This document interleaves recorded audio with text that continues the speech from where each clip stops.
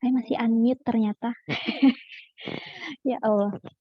Iya, ini mungkin bisa dikabari ke temannya, dan kita mulai saja. Mungkin nanti bisa menyusul gitu yang belum. Absensi berarti 15 menit awal ya setelah 8.30, 8.45 berarti. Mohon dikabarin ke teman-teman. Oke, bismillahirrahmanirrahim. Kita mulai pertemuan ke-9 ya. Pertemuan ke-9 kelas asuransi umum. Hari ini Jumat tanggal 1 April 2022. Sebelum kita mulai, ada baiknya kita awali dengan doa agar apa yang kita pelajari hari ini diberi kelancaran dan dijadikan manfaat baik untuk banyak orang. Berdoa dimulai.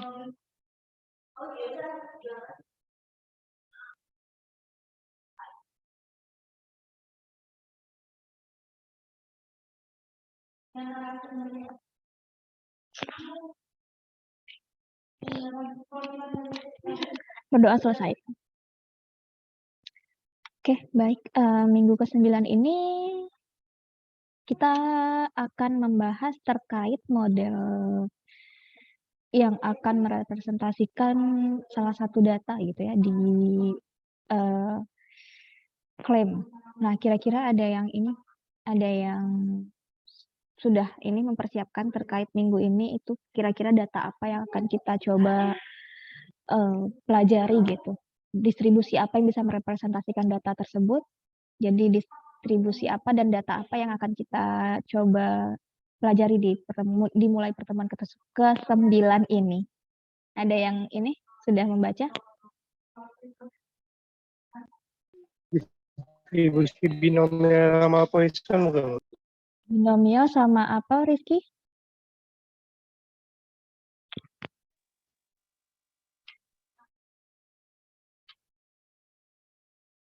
Binomial sama apa? Loh, mana suara kamu hilang lagi? Binomial sama? Yap, ada ngechat. Kosong ya? Binomial sama kosong. Nah, itu merepresentasikan data apa ini? Mewakili data apa? Kira-kira data di klaim ini? Kalau kemarin, oke, kita review dulu. Kalau kemarin dari pertemuan ke-5 itu di bab 5 kita membahas terkait data-data apa?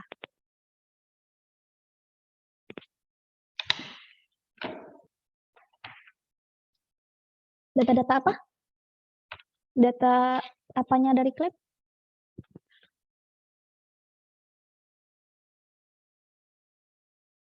Di bab 5? Oke. Oke, data model continue gitu ya. Model continue itu mewakili data apa?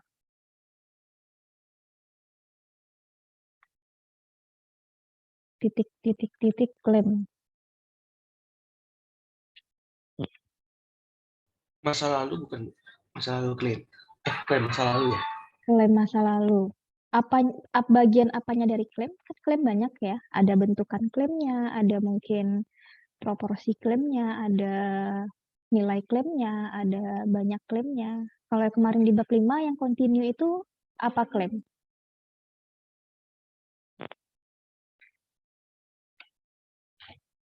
Ayo.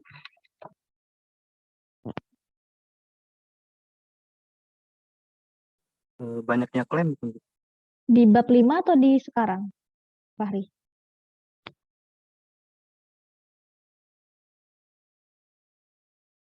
Yang di bab 5 itu. Banyaknya klaim ya. Oke, yang dimaksud dengan banyaknya klaim ini menurut kamu apa kalau di bab 5? Nanti saya ini ya, baru saya ini kan. Saya mau coba.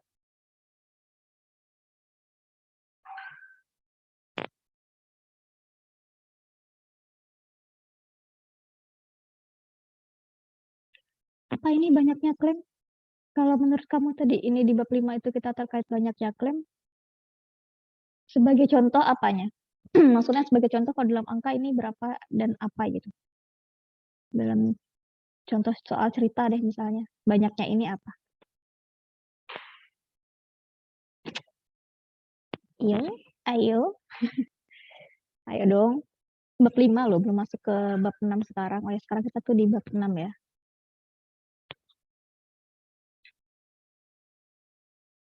Ini bab 5 loh. Dari 77 orang, tidak ada yang mengingat. Data klaim bukan, Bu? Kenapa? Siapa itu?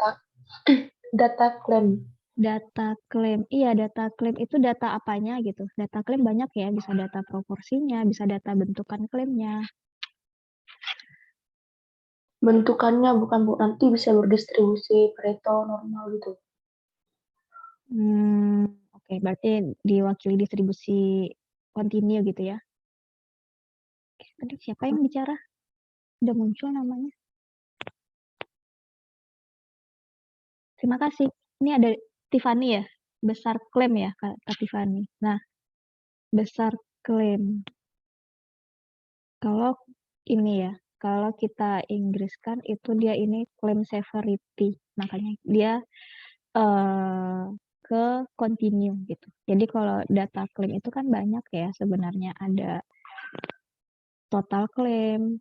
Jadi total claim ini itu misalnya dari 1000 klaim yang ada, dari 1000 klaim yang masuk, kan nilainya atau besarannya macam-macam ya. Ada yang misalnya bernilai 1 juta, 5 juta, 100 juta. Nah, yang kemarin itu kita di bab 5 itu besaran atau nilai klaimnya. Besaran atau nilai klaimnya. Yang itu tadi yang ada 1 juta, ada 1.500.000, ada 20 juta, nah gitu-gitu. Nah, sekarang ini di bab 6 kita banyaknya klaim yang masuk. Banyaknya ini lebih ke proses counting atau cacah ya kalau di Indonesia kan.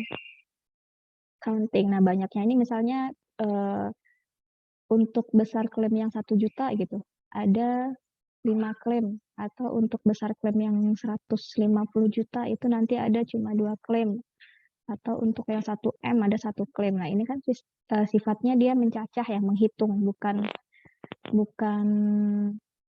kalau menghitung itu ini ya, mencacah ya sebenarnya, hitungan yang 1, 2 gitu, yang jatuhnya nanti ke diskrit, bukan yang menghitung kita nilainya dalam rentang. Sebentar. Aku ngajar. Kalau kemarin kan itu besaran klaim itu nilainya dalam rentang ya, bisa dari rentang misalnya dari 1 juta ke 5 juta gitu. Jadi ada di semua titik di sini ada mungkin nilainya misalnya 1.565.300, nah gitu ya, angkanya koma sekian-sekian. Nah, makanya dia itu dalam rentang. Karena kita tidak tahu berapa nilai-nilai yang diajukan oleh masing-masing pemegang polis. Nah, untuk di bab 6 ini kita akan pelajari terkait banyaknya. Makanya itu proses counting sih kalau di Inggris kan. Kalau di Indonesia kan itu rancu jadinya, menghitung. Ini juga menghitung sebenarnya. Jadi proses counting kan tidak mungkin ada banyaknya klaim. Jadi misalnya saya selaku pemegang polis dalam bulan ini mengajukan 1,5 klaim. Kan nggak ada ya gitu ya. Ada setengah klaim yang saya ajukan gitu kan, pasti itu jatuhnya hitungan satuan gitu ya. 1 klaim, 2 klaim, 3 klaim gitu. Makanya ini nanti kita akan pelajarinya modelnya diskrit. Salah duanya ya, berarti ada distribusi yang digunakan itu tadi yang seperti disebut Rizky ya tadi ya, binomial dan Poisson. Ini dan nanti ada lagi negatif binomial, dan mungkin ada juga sebenarnya nanti walaupun tidak kita bahas tapi akan disebutkan ada Bernoulli, Poisson, binomial, negatif binomial, Bernoulli ya sekitaran itu. Jadi distribusi diskrit yang bisa mewakili data-data banyaknya klaim, atau kalau misalnya kita Inggriskan ini lebih enaknya number of claim ya.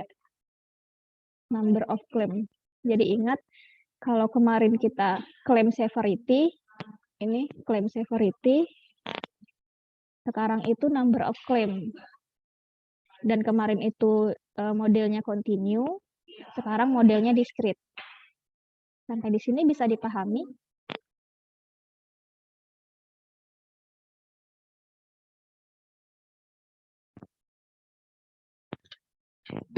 Oke, saya lanjut mungkin ya. Semoga bisa dipahami terkait perbedaan yang kemarin dan sekarang. Nah, nanti, tapi itu di mata kuliah selanjutnya kali ya, total klaim ini atau agregat. Nah, ini adalah total dari keseluruhan kerugian yang harus ditanggung oleh perusahaan asuransi, yaitu di mana seperti kita tahu kan ya, kalau secara simpelnya banyaknya klaim dikali besaran klaim. Ini simpelnya, tapi nanti kita akan menggunakan lebih mirip ke compound nanti. Tapi itu nanti di mata kuliah teori risiko. Jadi kita untuk mengetahui total berapa sih yang harus dikeluarkan oleh perusahaan asuransi dalam bulan ini, otomatis kan kita mengumpulkan banyaknya klaim yang masuk dikali dengan berapa masing-masing klaim. Jadi misalnya untuk klaim yang bernilai 1 juta ada 5, tadi 2 juta ada 3, misalnya kan nanti ada 20 juta itu 2, terus 100 juta ada 1, kan ini dikalikan gitu ya. Nah, ini baru dijumlahkan. Nah, ini nanti jadinya total klaim. Ini agregat. Ini sekedar pengantar. Nah, ini kan jumlah dari ini kita namakan dengan agregat klaim atau total klaim. Total yang harus dikeluarkan oleh perusahaan asuransi yang tadi dalam 1 bulan. Makanya kemarin sebagai pengantar kita mempelajari claim severity-nya, dan sekarang kita mempelajari number of claim-nya. Banyaknya klaim yang masuk dalam perusahaan asuransi dalam periode tertentu. Begitu. Ada yang mau ditanyakan?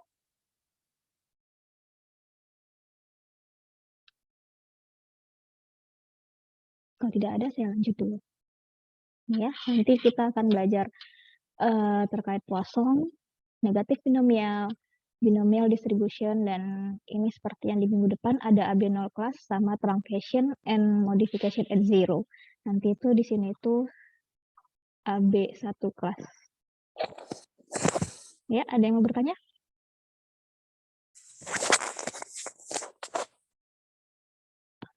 Oke, mungkin tambahan seperti bocor ya.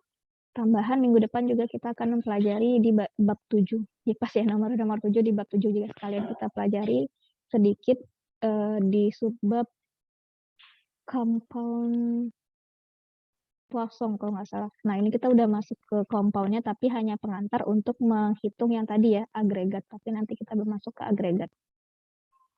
Kita hanya memodelkannya saja dulu.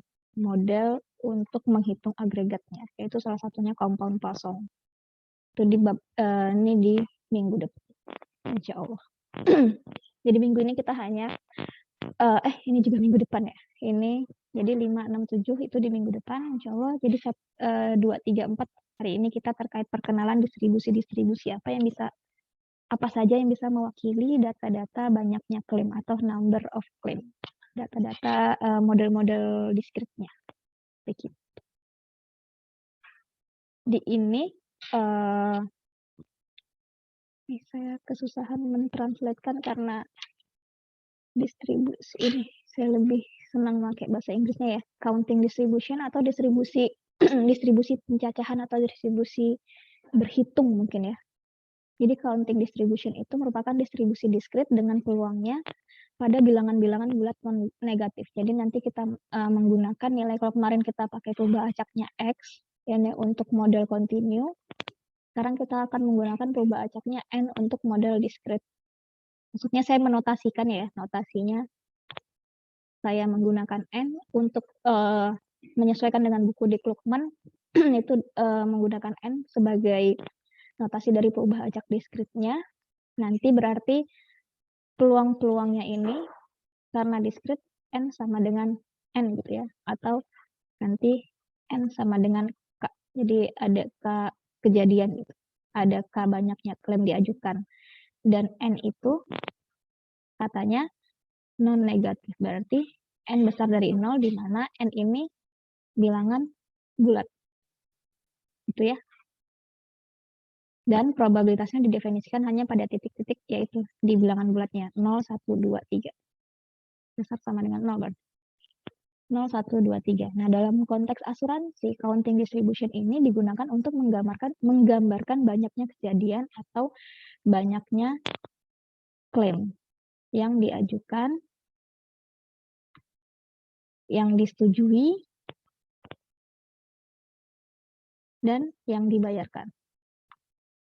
Ingat ya, bedanya klaim yang diajukan, disetujui, dan dibayarkan itu karena tidak selamanya klaim yang diajukan itu semuanya disetujui, dan tidak selamanya semua klaim yang disetujui itu langsung dibayarkan full gitu. Kemarin sudah saya jelaskan di awal-awal bab 5. Dan banyaknya klaim yang diajukan itu, jadi ini kan tadi ya, banyaknya kejadian atau banyaknya klaim yang diajukan ke perusahaan dalam suatu periode tertentu. Dalam suatu periode tertentu. Dan nanti saya akan menggunakan notasi PK. Jadi ini P ini, hentikan kita notasi, ini P kecil ya. PK itu notasi dari fungsi peluang yang menyatakan terjadi tepatkah kejadian. Jadi peluang tepat terjadinya klaim dalam 1 bulan. Jadi kejadian adanya klaim dalam 1 bulan. Itu nanti kita akan menggunakan notasi PK. Ini tadi N-nya menyatakan pembacak yang merepresentasikan banyaknya kejadian dalam suatu periode itu. Itu terkait notasi-notasi dan distribusi diskrit ini sendiri atau counting distribution.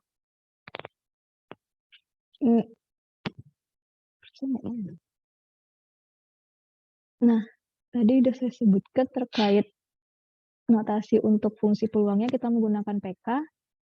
Ini kalau kita tuliskan dalam bentuk ini ya, PK itu sama dengan peluang dari N sama dengan K, di mana K-nya itu dari 0 sampai tita hingga. Tapi K-nya merupakan bilangan bulat. Dan ingat fungsi pembangkit peluang dari suatu kubah acak diskrit kemarin di bab 3 ya, sudah belajar terkait PGF dan MGF, fungsi pembangkit peluang dan fungsi pembangkit momen. Coba diingat lagi dan dibuka-buka di bab 3-nya.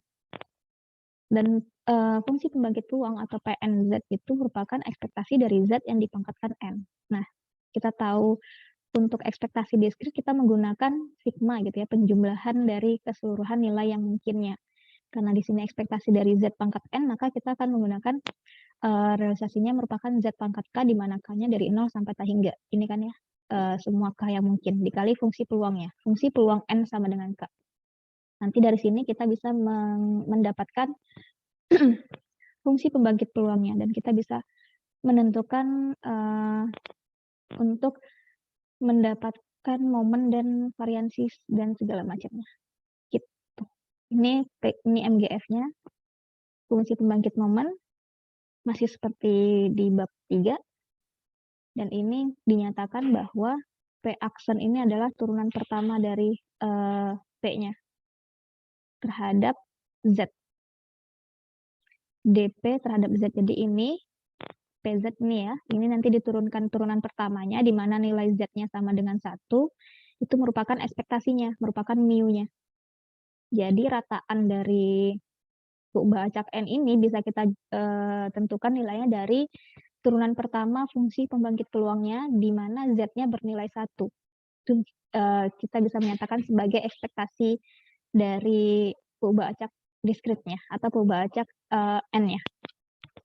Dan itu juga dinyatakan untuk turunan keduanya, di mana Z-nya bernilai 1, itu merupakan ekspektasi dari N yang dikalikan dengan N-1. Ini nanti bisa kita gunakan untuk mencari variansinya. Variansi dari N. Tapi tidak langsung ini, nanti kita akan turunkan bagaimana menemukan variansi N. Begitu. Nah, ini kan ya, PM turunan ke M dari ZN-nya. Ini kan kalau kita menggunakan dari ekspektasi, tapi kalau saya itu lebih senang langsung kalau kita udah tahu P-nya ya. Kalau kita udah tahu PZ-nya, ya udah kita turunkan DP-nya terhadap Z. Atau ini DM berarti ya. DM-nya terhadap D, turunan ke M dari P-nya. Gitu. Ini dengan catatan ingat, turunan ke M untuk Z yang sama dengan 0 itu merupakan M faktorial dikali peluang K kejadian tadi. Ini untuk turunan ke M di Z sama dengan 0. Begitu. Sampai di sini ada yang mau ditanyakan?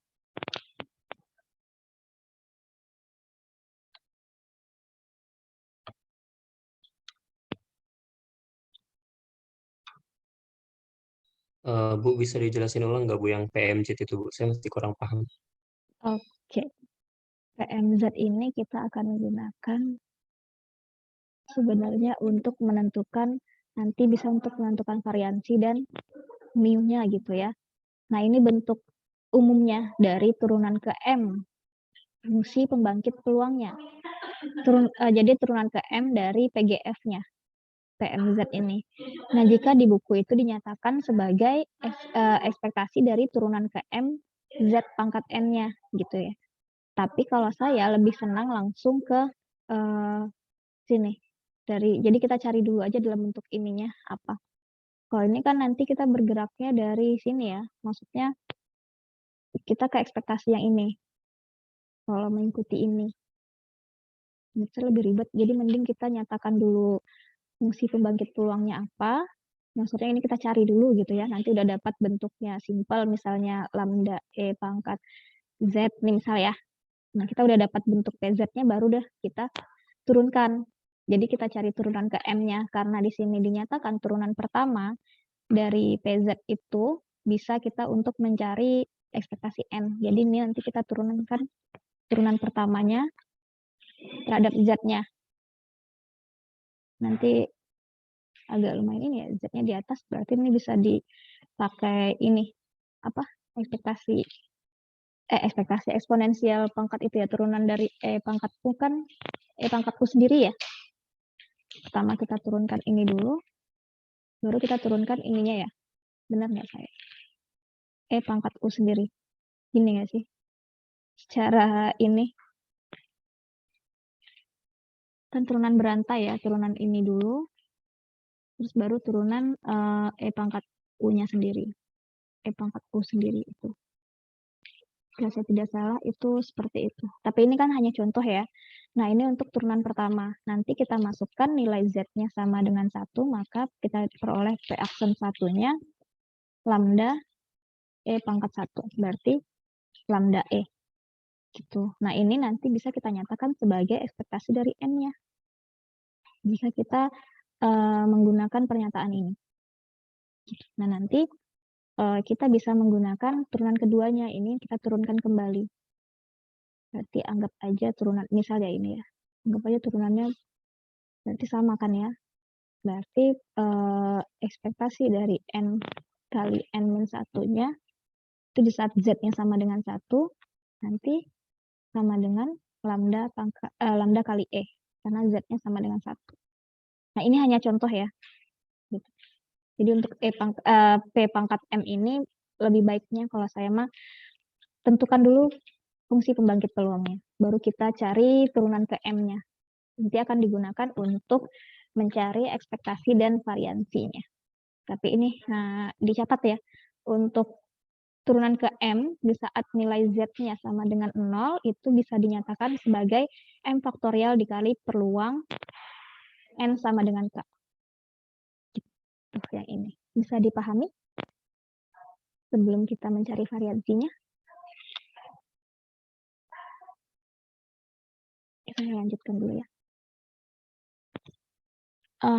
Ini nanti bisa jadi tugas untuk membuktikan. Jadi misalnya kita punya MGF-nya ini, coba dibuktikan untuk PGF-nya ini. Dan jika kita punya ini kemarin momen gitu ya, momen ke K itu di titik 0 sama dengan ekspektasi N pangkat K, gunakan ini untuk menentukan ini dan ini. Ini mungkin bisa jadi tugas aja. Tugas ya. Saya akan masuk ke menghitung, ini nggak nyampe ke variansi ya. Oke, kita coba ke variansi ya. Begitu gampang di sini. Variansi itu seperti yang kita tahu, itu adalah ekspektasi dari N kuadrat dikurang ekspektasi dari N yang dikuadratkan gitu ya. Nah, ini kita karena kita tadi taunya bentuk ekspektasi N dan ekspektasi N kali N-1, jadi kita harus bergerak menggunakan informasi ini. Jadi saya coba memodifikasi bentuk yang ekspektasi N kali N-1 itu merupakan ekspektasi N kuadrat dikurang N ya.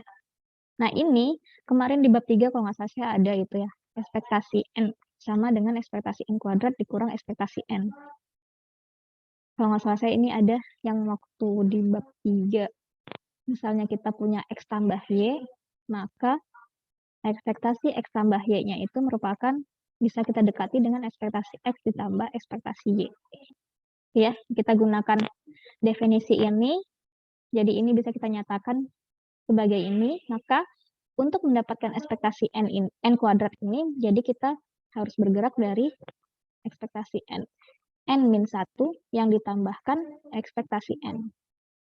Jadi di sini saya ganti bentuknya, ekspektasi N-1 ditambah ekspektasi N dikurang ekspektasi N yang dikuadratkan. Nah, ini kan kita tahu sudah semua informasinya ya, di mana yang ini adalah turunan kedua dari PGF-nya dinilai Z sama dengan 1, yang ini turunan pertama dari fungsi pembangkit peluangnya untuk nilai Z-nya sama dengan 1, dan ini juga turunan pertama untuk PGF-nya dinilai Z sama dengan 1 yang dikuadratkan.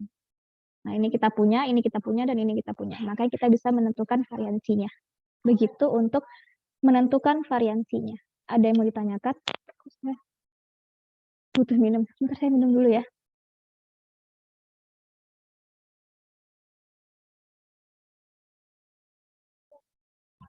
Saya ambil minum dulu. Mungkin bisa dicatat dulu.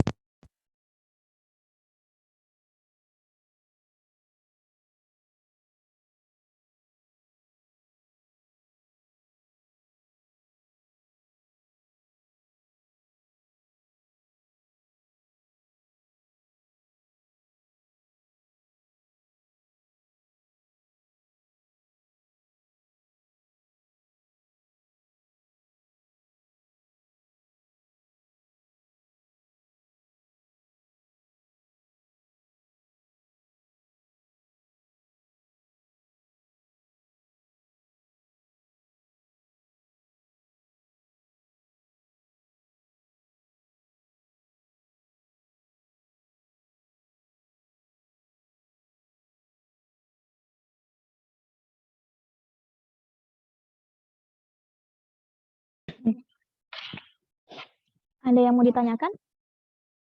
Terkait pengantar untuk distribusi diskrit sebelum kita masuk ke distribusi diskrit yang akan digunakan untuk mewakili data-data banyaknya klaim. Jadi ingat, sekali lagi saya ingatkan di diskrit ini yang akan kita modelkan yaitu data banyaknya klaim. Kita akan menentukan, memprediksi gitu ya, kira-kira banyaknya klaim di tahun yang akan datang berapa dengan menggunakan informasi dari data klaim masa lalunya. Kalau saya ingatkan.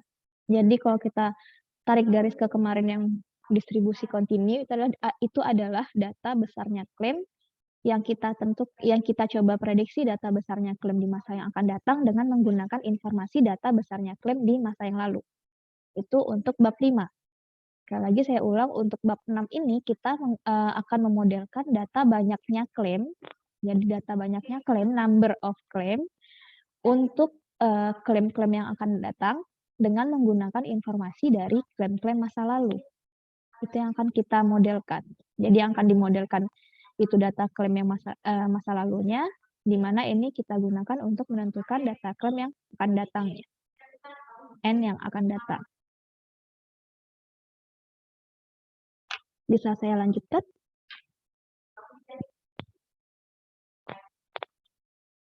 Saya lanjutkan ya. Nah, ini yang pertama, distribusi yang kita gunakan adalah distribusi Poisson. Bacanya pakai eng ya, distribusi Poisson. Pasti sudah mengenal lah teman-teman di mata kuliah lainnya ya terkait distribusi Poisson ini. Nah, ini salah satu distribusi diskrit yang bisa kita gunakan untuk merepresentasikan data banyaknya klaim di suatu perusahaan asuransi. Kenapa dia bisa merepresentasikan? Coba kita lihat. Apa karakteristik dari Poisson ini? Poisson ini masih menggunakan eksponensial, berarti di mana sebenarnya turun gitu ya.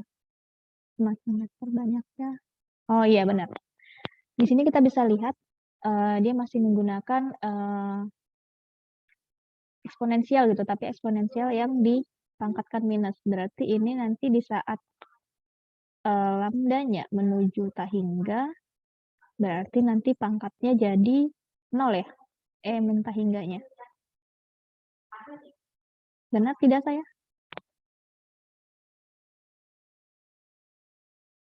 Atau min tahingganya 1? 0 bukan. 0 ya, benar berarti saya. Ini 0, nanti berarti ini kalau misalnya kita bergerak dari ini, berarti nanti dia dari 1 ke 0. Tapi kan dia dibagi sama K faktorial, di mana untuk K faktorialnya semakin besar, K menuju tahingganya, nanti itu jadinya jadi sesuatu yang besar. Nah, itu seharusnya dia bisa mewakili data ini ya, di mana karena dia menggunakan eksponensial, berarti seharusnya kalau kita dekati dengan garis tuh semakin turun nggak sih? Semakin besar banyaknya klaim, semakin sedikit klaim yang diajukan. Jadi kalau kita gambar dalam bentuk diskrit, mungkin gini ya, pisah-pisah gini. Jika kita dekati dengan garis, jadi semakin kecil. Jadi untuk klaim-klaim yang bernilai ekstrim, itu biasanya diajukannya lebih sedikit. Untuk klaim-klaim yang bernilai banyaknya klaim sedikit. Fungsi peluangnya, oke, saya salah ini interpretasi. Ini jika saya, ini seperti saya masih membicarakan besaran ya. Kalau kita membicarakan dia banyaknya klaim, secara logika harusnya grafiknya seperti ini sih.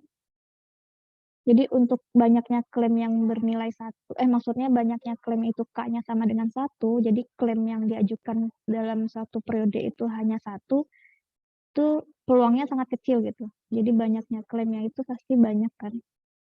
Jadi untuk makin besar, karena dia nanti dibagi, ini ya, ini nanti nilainya besar, K faktorialnya. Jadi 0 yang dibagi besar di awalnya kita mulai dari nilai yang kecil, terus nanti makin panjang. Nah ini untuk yang banyaknya.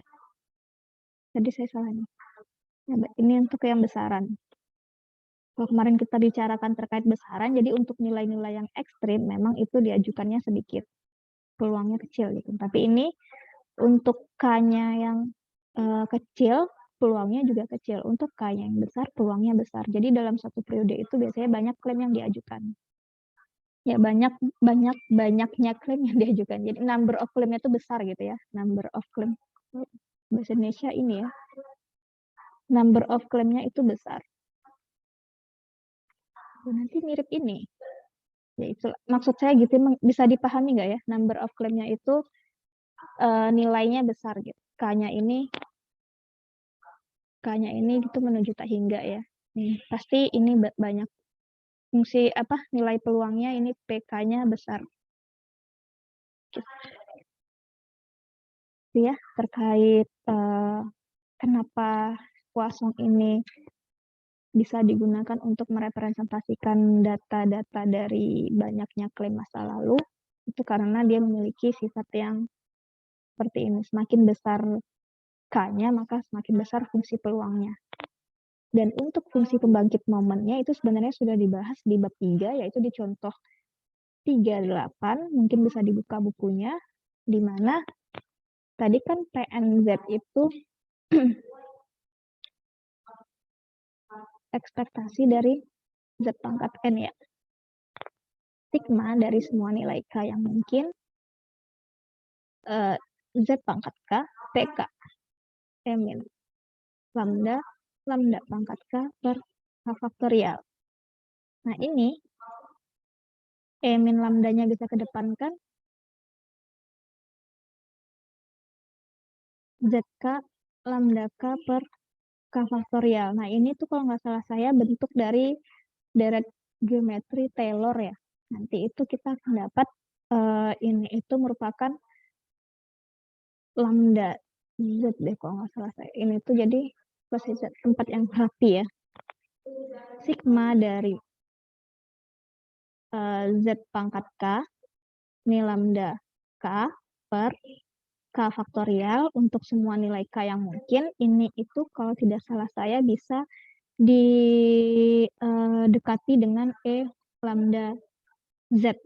Itu memakai deret Taylor di contoh 38. Contoh 38 tuh halaman halaman, ada yang sudah buka buku? Halaman 32. EZ lambda ini. Jadi ini bisa dipelajari di deret geometri. Ini itu deret Taylor jika ingin membuktikan. Jadi sesuatu yang nanti misalnya ini Z pangkat 0 lambda pangkat 0 per 0 faktorial tambah Z1 lambda per 1 faktorial tambah berarti ini 0 ya. 1 maksudnya. Ini 1 kan ya, 1 tambah Z lambda. Ini 1, ini titik-titik gitu ya. Nah, ini menuju tak hingga, titiknya 3 ya. Menuju tak hingga, ini tuh sama dengan E lambda Z. Bisa didekati dengan ini. Makanya nanti kita memiliki yang ini tadi jadinya saya pindah ke sini ya. Pn Z-nya sama dengan E min lambda dikali E lambda Z. Makanya nanti kita punya E lambda min 1 tambah Z. Atau bentuknya seperti ini. E lambda Z min 1 untuk fungsi pembangkit peluangnya.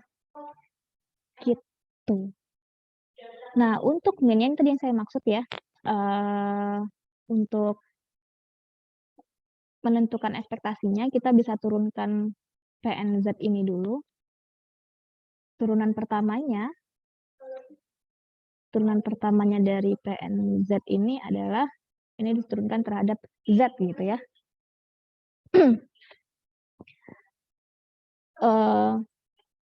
Ini turunkan terhadap Z, jadi kita dapat ini tetap, dan turunan pangkatnya nanti jadinya ini diturunkan terhadap Z, lambda Z kurang lambda, yang lambdanya 0, yang ininya berarti diturunkan jadinya lambda ya, turunkan terhadap Z. Berarti kalau saya salah penurunannya, mohon dikoreksi. Nah, ini turunan pertamanya untuk nilai yang Z sama dengan 1, 1 kurang 1, 0, E pangkat 0, 1, 1 kali lambda, lambda. Makanya kita dapat ekspektasi N-nya itu sama dengan lambda. Mungkin bisa bantu saya untuk turunan kedua fungsi pembangkit peluangnya terhadap Z apa? Ini diturunkan lagi, lambda ini. Bisa bantu? Lambda kuadrat. Itu jika dimasukkan nilai satunya. Sebelum dimasukkan nilai satunya, ada yang bisa bantu saya dalam bentuk Z-nya dulu. Jadi Z-nya jangan dimasukkan 1 dulu.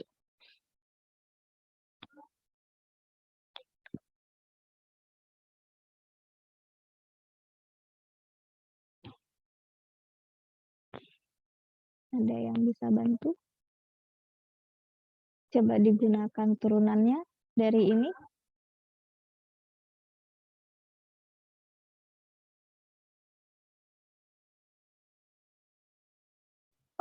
Lambda kuadrat dikali dengan E pangkat lambda kali Z kurang 1.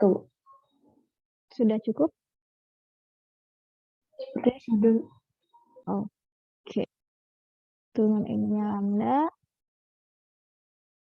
Oke. Bisa kita jadi ini nanti kita masukkan. Oke, pas ya. Ini turunan ininya. Nanti jadi lambda kuadrat. Ini turunan tetap E. Baru kita masukkan nilai Z-nya sama dengan 1. Ini kita masukkan Z sama dengan 1. Nanti jadinya apa?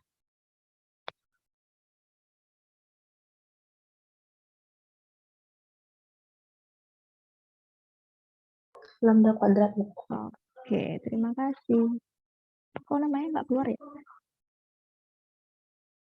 Terima kasih. Cynthia ya? Ini bukan. Benar, Bu. Benar ya? Oke, terima kasih Cynthia. Nah, kita dapat nanti turunan keduanya itu lambda kuadrat.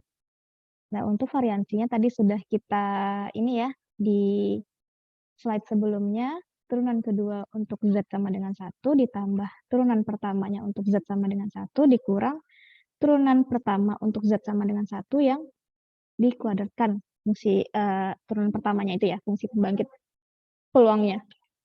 Kita punya turunan keduanya tadi lambda kuadrat, turunan pertamanya lambda. Yang ini dikurangkan lambda kuadrat, jadi nanti tinggal sisanya lambda gitu ya untuk variansi n-nya. Nah, kita punya di sini untuk n yang berdistribusi Poisson, parameternya lambda, maka kita punya ekspektasinya itu sama dengan variansi. Itu lambda gitu ya. Kita punya ekspektasinya lambda, variansinya juga lambda. Nah, nanti Poisson ini bisa digunakan untuk merepresentasikan data-data yang dimana kan jika kita punya data kita bisa menentukan rataan double di sini rataan sampelnya dan variansi sampelnya gitu ya. Jadi sebelum kita tahu dia berdistribusi atau kita bisa dekati dengan distribusi apa kan kalau dari sampel kita bisa menentukan dulu gitu rataan dan variansinya. Nah, jika dari data kita itu ternyata menghasilkan yang rataan dan variansinya itu mendekati atau sama gitu, memang sama persis atau memang misalnya 3,05 gitu ya. Yang satu lagi 3,052. Nah, ini kan hampir mendekati ya. Nah, ini bisa kita nanti dekati data kita dengan distribusi Poisson ini dengan lambdanya sama dengan 3,05 gitu. Jadi jika di lapangan nanti kita punya data banyak klaim yang dimana dari data tersebut setelah kita cari rataan dan variansinya nilainya hampir sama, itu bisa kita dekati dengan distribusi Poisson parameternya lambda. Begitu. Sampai di sini ada yang mau ditanyakan?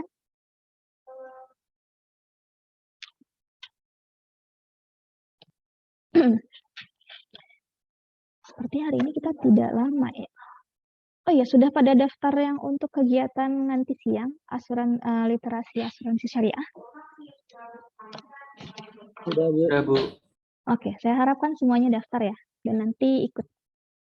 Hanya saya kelas hari ini digabung agar nanti punya waktu istirahat. Makan siang dan segala macam. Oke, saya lanjutkan ya. Untuk distribusi Poisson masih. Kenapa slide-nya? Ayo, lanjut. Oke, untuk distribusi Poisson, dia punya dua hal gitu ya.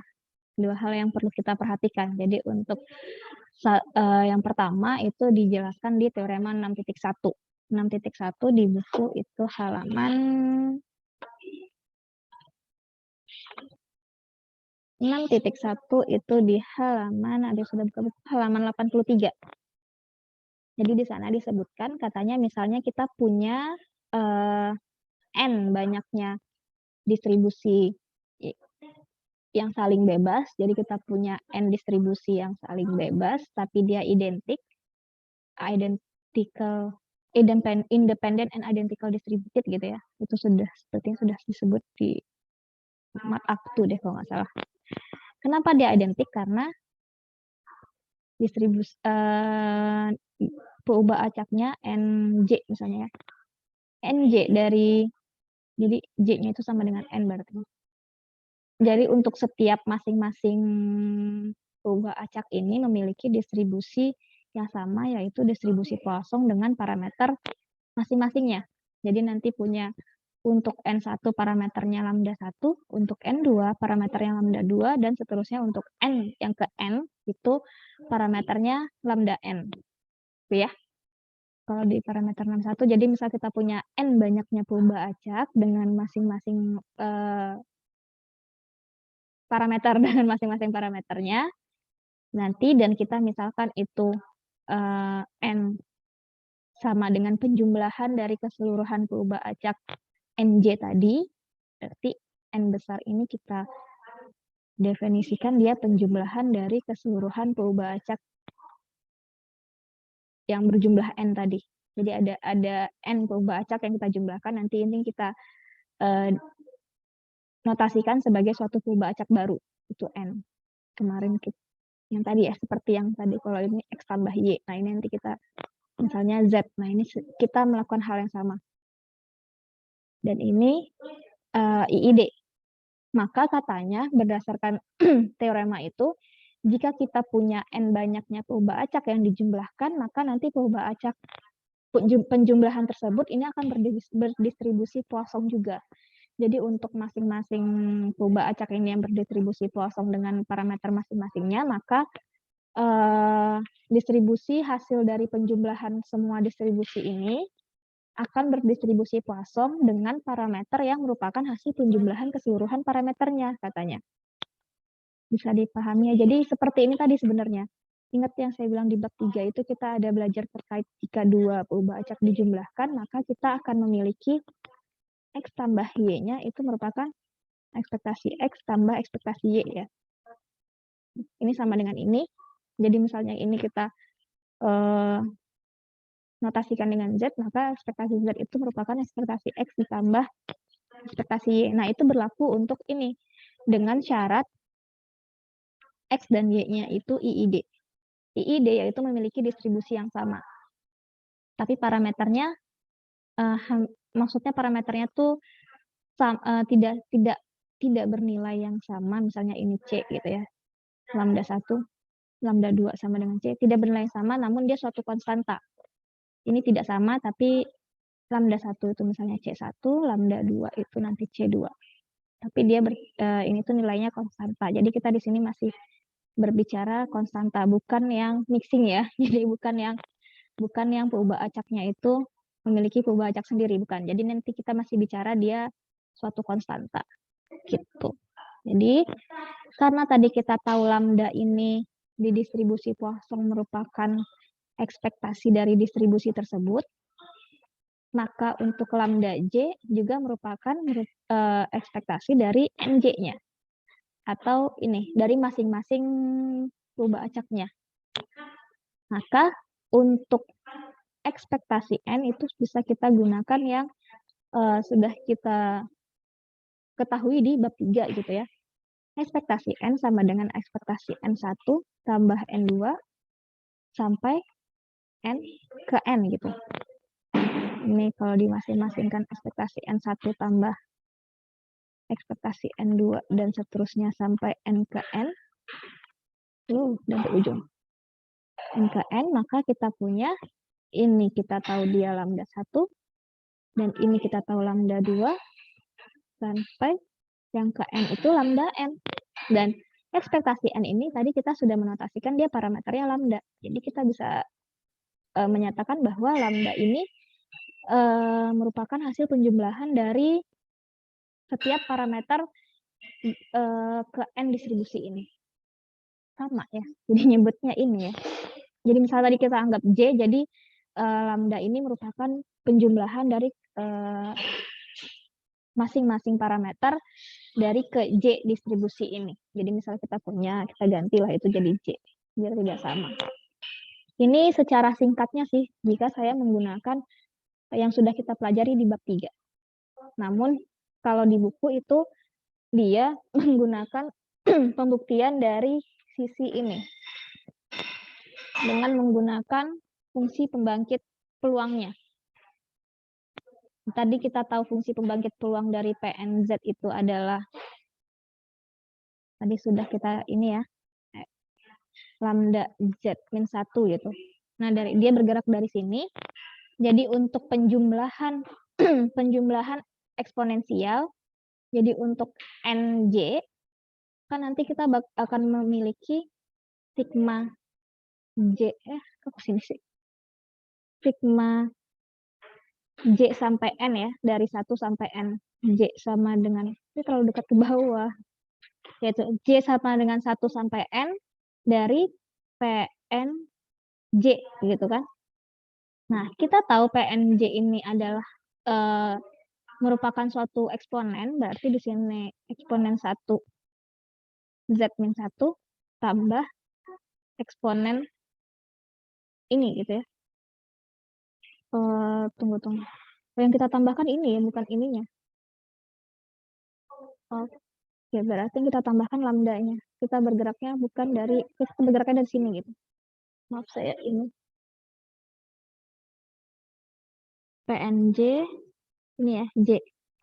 Nah, yang bergerak tuh ininya. Jadi, nanti eksponen dari lambda 1 tambah lambda 2 gitu. Dan seterusnya sampai lambda N Z-1. Nah, ini kan tidak lain adalah sebenarnya eksponen dari lambda 1, ini Z-1 ya. Lambda 2, Z-1, dan seterusnya sampai lambda N Z-1. Nah, ini kan bentuk perkalian, makanya kalau di buku itu bergeraknya merupakan bentuk perkalian dari PNZ-nya. Ini bukan seperti ini. Maaf, ini salah ini. Jadi dia nanti itu kita bergeraknya dari sini. Di mana lambda ini kita tahu tadi ini. Nanti jadinya lambda itu kita ganti dengan penjumlahan lambda J-nya. Di mana penjumlahan lambda J ini merupakan perkalian dari eksponennya. Dia bergerak ke sini. Tapi kalau saya lebih senang dari sini. Lebih simpel gitu ya. Begitu. Jadi bisa kita buktikan kalau ternyata, kalau dari sini, kita buktikan kalau ternyata N itu yang merupakan penjumlahan dari masing-masing perubahan acak, maka parameternya juga merupakan penjumlahan dari masing-masing perubahan acak. Begitu. Karena dia IID tadi. Nih. N1, N2, dan sampai NN itu IID. Yang ini tuh IID. Sampai di sini ada yang mau ditanyakan?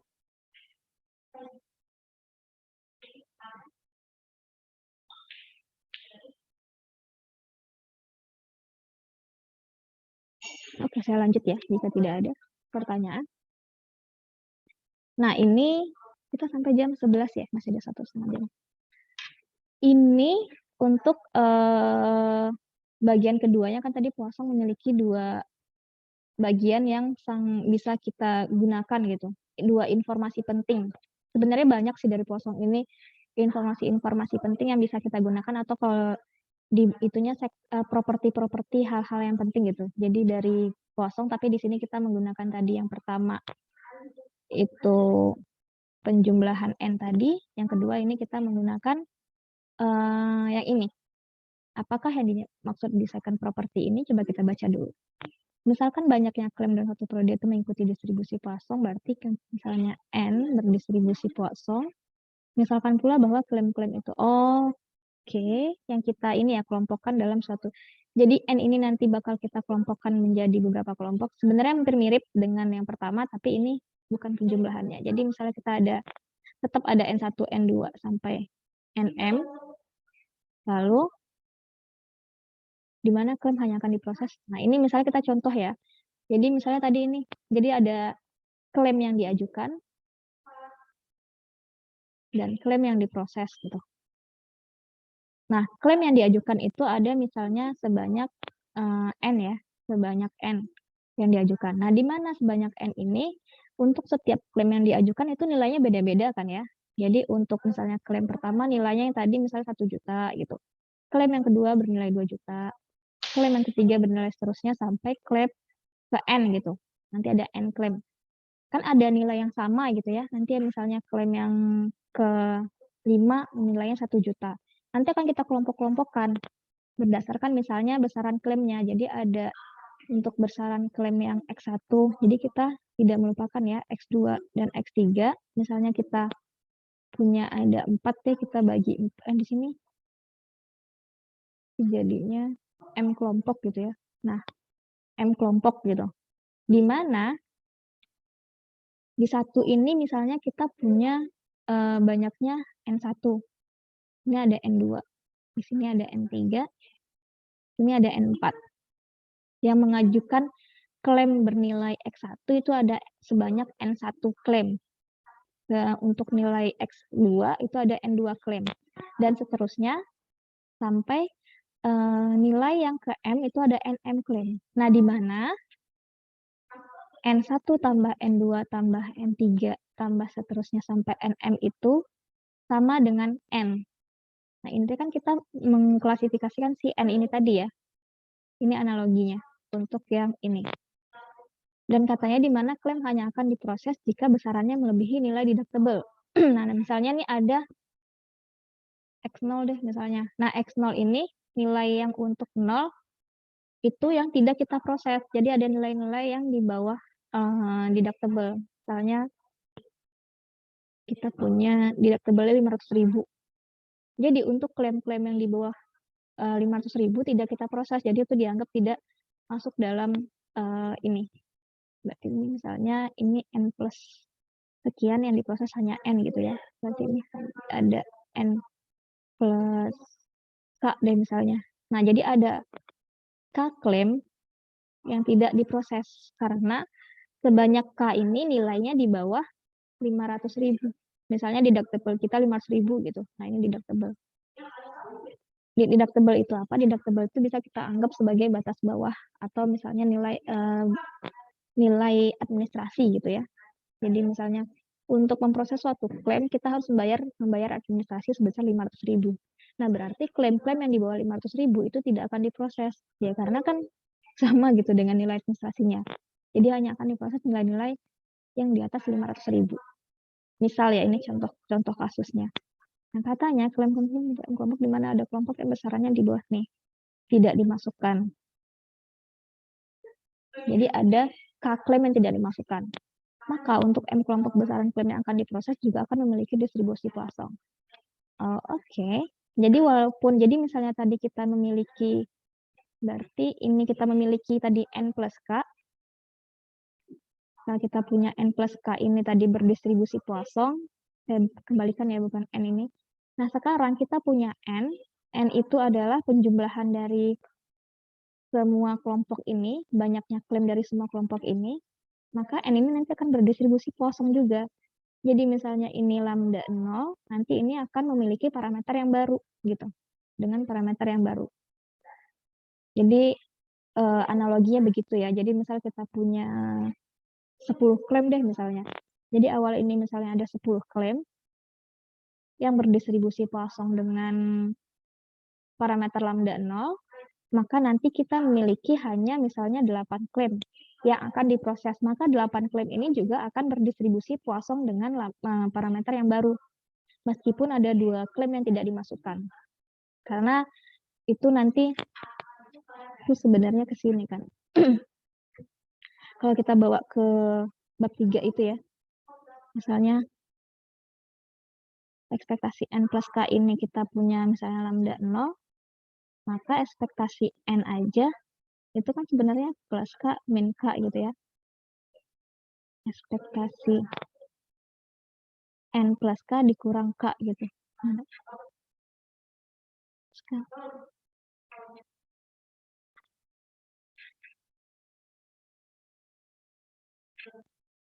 Nah, ini nanti kita punya ekspektasi N plus K dikurang K. Ya, anggaplah K-nya ini juga suatu purba acet gitu. Kita belum tahu berapa yang bakal dikeluarkan. Ini lambda 0, maka ini karena dia purba acet, ekspektasi K gitu ya. Nah, untuk ekspektasi N plus K ini berdistribusi Poisson, maka ini juga nanti akan berdistribusi Poisson dengan ininya yang baru. Parameter yang baru. Anggap ini misalnya dia untuk ekspektasi K itu lambda K, maka nanti untuk ekspektasi N ini berdistribusi Poisson dengan parameternya lambda 0 kurang lambda K. Nah, ini hanya sebagai analogi. Ini kan tidak ini ya. Jika dalam kita menggunakan yang tadi X min Y itu sama dengan Z, maka ekspektasi Z itu sama dengan ekspektasi X dikurang ekspektasi Y. Tidak akan mengubah distribusinya gitu kalau untuk Poisson. Jadi misalnya ini masing-masingnya Poisson, maka nanti ininya juga tetap kosong. Atau misalnya tadi kita punya sesuatu yang penjumlahannya X plus Y-nya ini kosong, maka nanti untuk X-nya aja itu juga kosong. Sebenarnya ini dari sebelumnya juga ya. Masih berhubungan dengan first property tadi, dari hal yang pertama tadi yang ini, yang untuk penjumlahan. Kalau ini tadi kita punya N plus K, maka untuk N-nya juga berdistribusi kosong. Saya lebih senangnya itu dari sini sih, dibanding menggunakan kalimat dari buku yang ada N ini. Ini berdistribusi kosong, maka N-nya juga berdistribusi kosong. Ini ada N1 tambah N2, N1-nya berdistribusi kosong, maka N-nya juga berdistribusi kosong. Itu untuk dua hal yang ada di dalam distribusi kosong yang bisa kita gunakan informasinya. Begitu. Bisa dipahami sebelum saya lanjut? Saya lanjut dulu ya. Nah, ini nanti selanjutnya untuk menjelaskan terkait second property ini, yang ini tadi kan analoginya gitu. Itu nanti secara umumnya ada di teorema 6.2. Dikatakan misal terdapat N banyaknya ini, ubah acak dengan parameter lambda, misalkan masing-masing kejadian dibagi ini, jadi masing-masingnya punya peluang 1. Nah, tadi misalnya si N1 itu akan bernilai N1, itu peluangnya P1 gitu. Nah, begitu juga untuk yang PNM, bernilai NM itu PM dari kelompok masing-masingnya. Ubah acak N1 jadi N1-nya berdistribusi kosong dengan parameternya lambda P1. Karena tadi kita punya N-nya berdistribusi lambda. Jadi dia nanti akan, jadi itu lebih ke seperti kita analoginya ke binomial gitu ya. Dia akan terjadi tepat N kejadian dengan peluang PM. Maka kalau berdasarkan ini binomial, nanti dia ekspektasinya adalah banyaknya ini dikali ininya gitu ya. Ekspektasi dari NM, banyaknya kejadian yang mungkin dikali dengan peluang kejadiannya. Kan itu ekspektasi ya. Dia N kali P-nya gitu. Nah, dimana di sini kita udah tahu N-nya itu suatu konstanta dan P-nya udah diketahui. Dan dia hanya satu titik. Tidak perlu ini. Dari sini gerak idenya. Nah, kita tahu tadi katanya untuk ekspektasi si N-nya itu merupakan lambda. Jadi semuanya itu akan bernilai NM. Ini nanti kita itu lambda dikali PM gitu. Jadi ekspektasinya sama untuk semua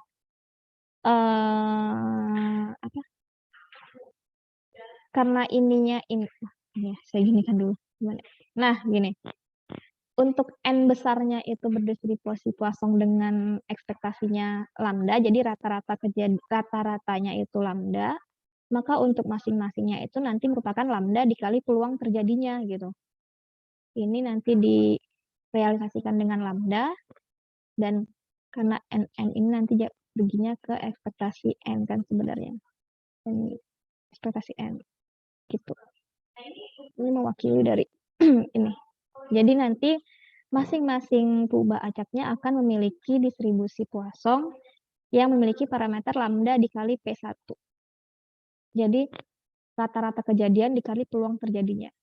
Rata-rata kejadian dikali peluang terjadinya. Nah, peluang terjadinya kan katanya untuk N1 P1, N2 P2, untuk NM itu PM. Berdasarkan distribusi ini ya. Nanti kita punya, jadi dia punya dulu dari N besarnya, setelah dibagi itu nanti dia akan memiliki, setelah dibagi NJ berarti. NJ itu memiliki distribusi kosong dengan lambda kali PJ. Rata-ratanya berarti ini kan. Kita bisa lihat buktinya di sini. Ini tuh lebih ribet sih buktinya. Ini buktinya menggunakan kemarin ini. join dan marginal. Kalau untuk join kan X, Y kemarin ya. Peluang X, Y, nanti peluang X syarat Y dikali peluang Y. Nah ini kan syaratnya N-nya harus sama dengan N ya. Banyaknya kejadian untuk N besar itu harus sama dengan N awalnya. Karena syaratnya N sama dengan N, maka peluangnya harus kita cari peluang N sama dengan N. Jadi ini peluang bersyarat. Kan nanti kita bergeraknya dari sini. Untuk peluang bersyaratnya itu masing-masingnya. Tadi kan katanya peluangnya itu yang tadi N1. Kan tadi kita punya dia lambda kali N kali T. Nah, peluang bersyaratnya tunggu. Kenapa nih peluang bersyaratnya? Ini kan ini tuh PN sama dengan N. Oke, ini tuh untuk peluang bersyaratnya P pangkat ini kali N faktorial dibagi N1 faktorial. Wih. Oke. Peluang bersyaratnya katanya kan berarti ini tuh N faktorial dibagi masing-masingnya ya. N1 faktorial, N2 faktorial, sampai NM faktorial. Baru dikalikan fungsi peluangnya masing-masing yang dipangkatkan ininya ya. Banyaknya dari masing-masingnya. Cuma saya tuh tadi mau bergeraknya dari sini sih, sebentar. Dari yang ini. Jadi kita tahu katanya itu P1. Jadi saya punya. Jadi saya mau bergeraknya dari sini dulu. N berdistribusi kosong. Sultan. Terbalik ya. Kosong lambda harusnya. Kenapa lambda kosong? Berdistribusi kosong dengan parameter lambda. Dengan parameter lambda. Dan kita punya banyaknya ada NM. Maka nanti kita punya di mana kalau NM itu kita punya terjadinya NM itu adalah peluangnya PM gitu kan. Tadi kan nanti untuk masing-masingnya tadi saya mau ke ekspektasi NM kan tadi ya. Berarti NM dikali PM tadi kan. Nah, saya bergeraknya dari sini di mana NM ini merupakan bagian dari Poisson ini juga. Dan tadi katanya itu ini, saya langsung ke sini sih. Jadi ini itu dia merupakan ekspektasi dari N yang dikalikan dari peluang kejadiannya. Itu ekspektasi NM itu sama dengan ekspektasi N yang dikalikan peluang kejadiannya gitu. Banyaknya rata-rata dari banyaknya ini dikali peluang kejadiannya. Nah, ini kan lambda PM. Makanya nanti si NM-nya bisa kita nyatakan dia berdistribusi Poisson dengan parameter lambda PM. Kalau secara singkatnya itu seperti ini. Namun jika kita melihat bukti di buku, itu katanya kan ini menggunakan joint distribution, nanti berdasarkan teorema 01 kita punya lambda ini tambah ya. Tambah. Maka ini bisa kita merupakan perkalian. Nah, ini tuh saya sepertinya ada yang ketinggalan deh itu. Harusnya. Itu nggak seperti itu kayaknya. Ini nggak tuh. Mana? 62. Teorema 62. Teorema 62. Itu kan kali ya. Oke.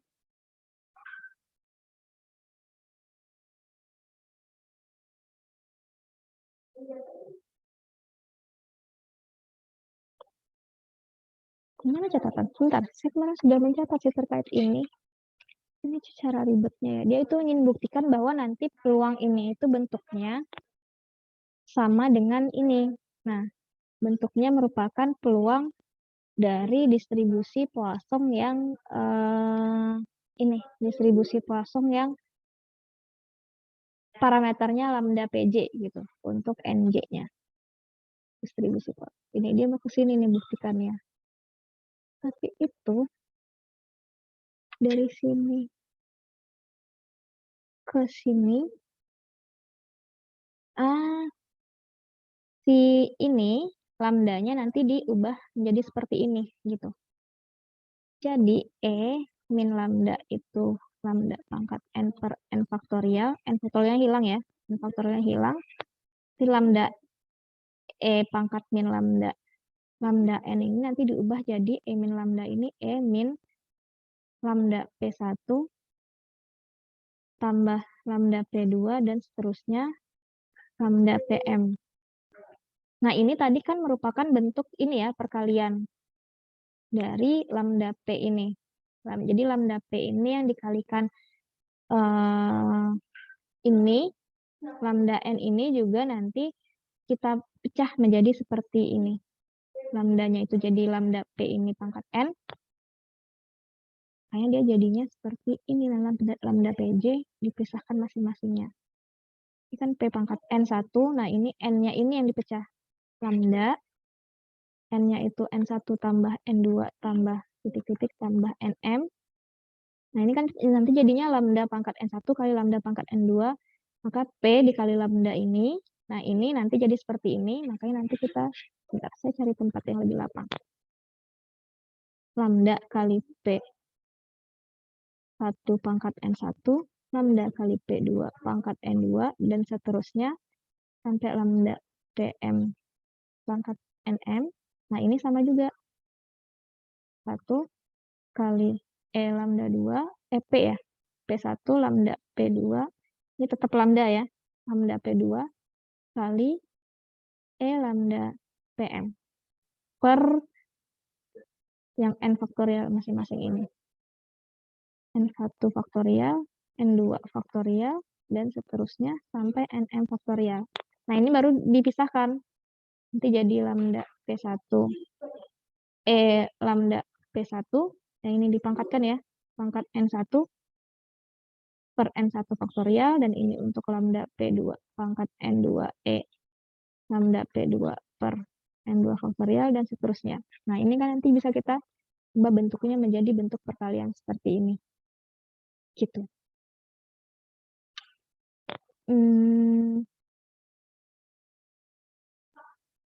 Ya, bentuknya seperti itu. Setelah kita dapat bentuk seperti itu, terus kita akan mencari yang marginal distribution-nya merupakan minimum dan parameter n, pj. Tunggu ya, kenapa dia jadi pergi ke conditional marginal distribution? Sampai di sini tadi udah kita temukan ya lambda bentuk ini peluang NJ sama dengan NJ kan sama dengan ini ingat nggak di bab 5 kemarin untuk marginal distribution kan itu integral dari semua lambda yang mungkin fungsi peluang bersyaratnya dikali fungsi syaratnya D lambda. Ingat nggak? Di bab 5.2.4 di bagian mixing kemarin kita belajar. Nah, ini kan untuk fungsi marginalnya ya. Fungsi marginalnya kita tahu seperti ini. Ini kan kemarin fx. X kan? Nah, ini karena kita di sini bentuknya diskrit, maka ini peluang dari N sama dengan N. Ini NJ ya. Ini kita ubah jadi sigma.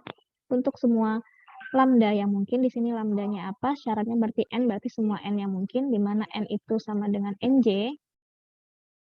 Sigma yang sampai terhingga, peluang syaratnya tadi adalah peluang NJ-nya bersyarat N besar sama dengan N.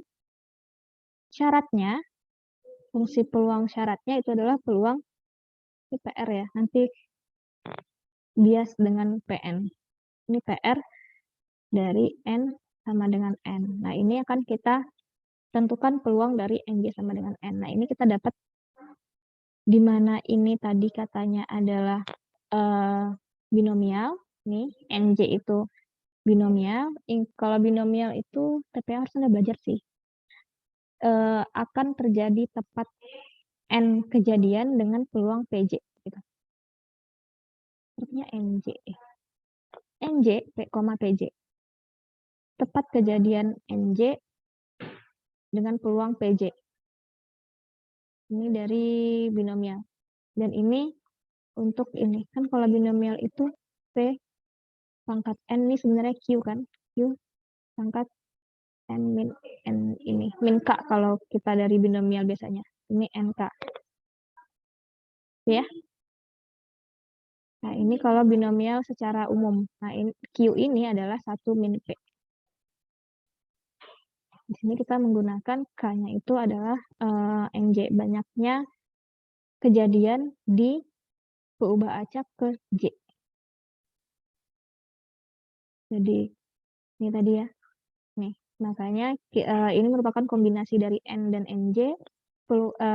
Peluang di NJ sama dengan N kecil J dipangkatkan NJ, ini peluang tidak terjadi. Jadi misalnya ini peluang terjadinya, ini peluang tidak terjadi dipangkatkan N pangkat min J. N dikurang N min J gitu. Kok N min J sih? N dikurang NJ. Nah, gitu. Dikali ini syaratnya. Nah ini yang tidak ada NJ-nya kan bisa kita ini kan ya. Itu yang pangkat N saja sebenarnya. Lambda P pangkat yang ada NJ mah enggak? Oh iya benar. Yang tidak ada N-nya bisa kita keluarkan ya ke depan. Jadi sigmanya nanti tinggal yang ada N-nya. Nah ini datangnya dari mana? Ini yang dikeluarkan jadinya ini. Nah ini lambda itu dari si ini. Lambda pangkat N itu nanti kita ubah jadi lambda pangkat N tambah NJ kurang NJ. Jadi lambda NJ-nya kita keluarkan, jadi ini kan jadinya lambda NJ kali lambda N kurang NJ. Ini lambda N kurang NJ-nya ini, 1 kurang ini yang ini. Ini juga seperti itu. Kita ubah jadi N faktorial, N tambah N. Hanya kita modifikasi. Jadi N kurang NJ faktorial kali N J faktorial. Yang ini. Ini juga ada J-nya ya. Nah ini. Seperti itu untuk Poisson. Untuk yang pembuktian properti yang kedua. Jam 9.55. Jadi nanti setelah kita modifikasi, nanti akan didapat ini balik ke bentuk deret Taylor tadi. Di mana sigma dari ini merupakan eksponen dari lambda kali 1 min PJ. Yang tadi itu yang deret Taylor. Di pembuktian Poisson tadi ya. Pembuktian Poisson di bab 38. Pembuktiannya itu bisa pakai kalkulus. Bab 38. Contoh 38 yang sigma dari misalnya ini T pangkat X per X faktorial. Ini dari X sama dengan 0 gitu ya. Nah ini itu sama dengan E pangkat T. Dari situ. Ini nanti jadi yang bentuk sigma ini jadinya E pangkat lambda dikali 1 min PJ. Ini deret. Ini itu dari deret Taylor. Gitu untuk pembuktiannya. Tapi kalau saya tadi dari yang tadi. Lebih enaknya sih. NJ sama dengan NJ. Ekspektasi ya. Ekspektasi NJ sama dengan NJ sama dengan ekspektasi N. Dikali peluang terjadinya J. Ekspektasi N lambda. PJ. Ini lambda. Jadinya kita dapat NJ udah distribusi Poisson. Lambda PJ. Lebih simple. Seperti itu. Sampai di sini ada yang mau ditanyakan?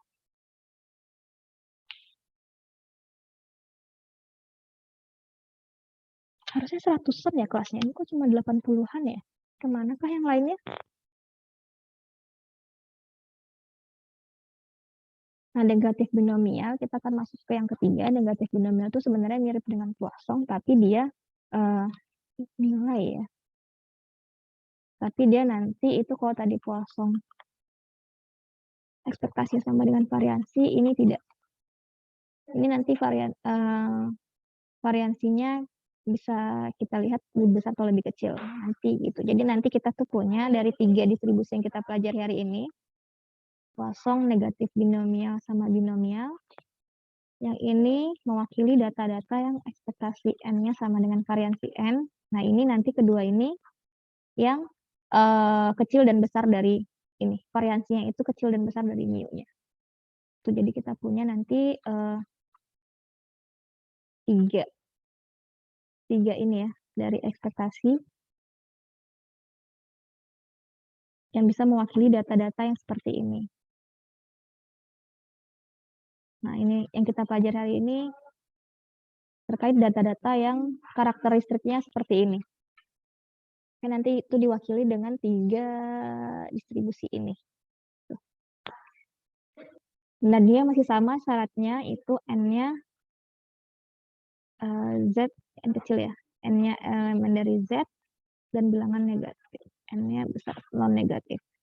Memiliki 2 anak. Kalau tadi Poissonnya memiliki 1 parameter, nanti negatif binomial kita akan memiliki 2 parameter. Misalnya kita lihat parameternya apa. Dia memiliki 2 parameter. Jadi kalau tadi untuk mewakili data-data yang mungkin memiliki 1 parameter, yang ini untuk 2 parameter. Soal nafas ya. Nah, ini kan dari definisi, berarti ini bisa kita gunakan dan tidak perlu dibuktikan. Fungsi peluang dari distribusi negatif binomial itu adalah kombinasi dari K plus R-1 dengan K. Ini peluangnya. Pangkat R-1 ini tidak lain adalah 1 min P tadi. 1 min P dipangkatkan K-nya. Jadi ini P pangkat R, ini 1 min P pangkat K. Tuh, untuk K-nya yang dari 0 sampai tak hingga. Ingat R-nya besar dari 0, betanya besar dari 0. Dan ini, kombinasi ini katanya adalah koefisien dari binomial. Ini kombinasi biasa ya. X faktorial dibagi X min K faktorial dikali K faktorial. Nanti X min K yang bisa dicoret, maka sisanya ini sebenarnya. Tapi kita bisa gunakan dengan fungsi gamma yang kemarin kita pelajari di bab 5. Ingat kemarin gamma alfa itu apa?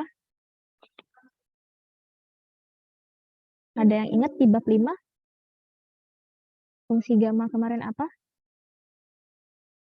Saya coba dibuka catatannya. Fungsi gamma apa?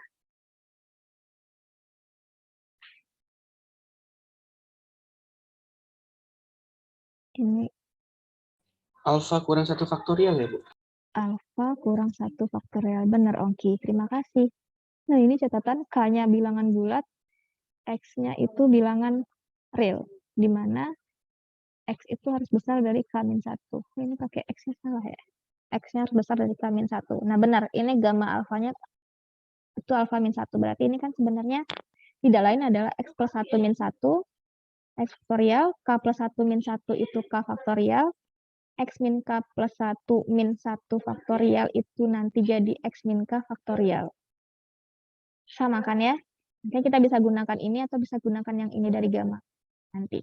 Untuk mendefinisikan si koefisien binomial atau dari kombinasi ini, kombinasi X dan K.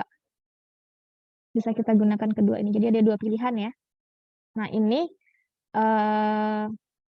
sebenarnya jika kita ingin menyelesaikan, bisa kita selesaikan dengan menggunakan komputasi katanya. Itu jika kita ingin menyelesaikan mendapatkan nilai tertentunya. Itu bisa kita abaikan dengan kita cari yang lain dulu. Nanti akan ada coret sih sebenarnya. Nah, ini fungsi pembangkit peluangnya katanya sudah didefinisikan seperti berikut. Di mana fungsi pembangkit peluang itu adalah 1 min beta yang dikali Z min 1 dipangkatkan min R. Jadi nanti kita tinggal gunakan. Terus mu-nya kan tadi sudah kita definisikan di awal. Untuk distribusi diskrit itu adalah turunan pertama dari fungsi pembangkit peluang di mana nilai Z-nya sama dengan 1. Jadi ini tinggal diturunkan saja, nanti tinggal dimasukkan nilai Z sama dengan 1. Ada yang mau menurunkan? Boleh bantu saya? Turunkan terhadap Z.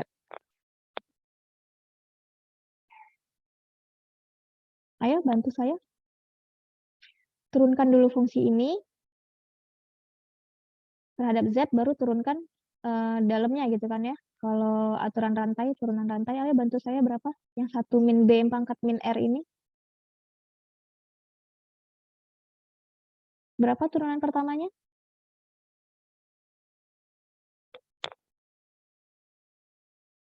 Anggap ini dalam ini adalah X pangkat min R. Turunkan terhadap X ini gimana jadinya?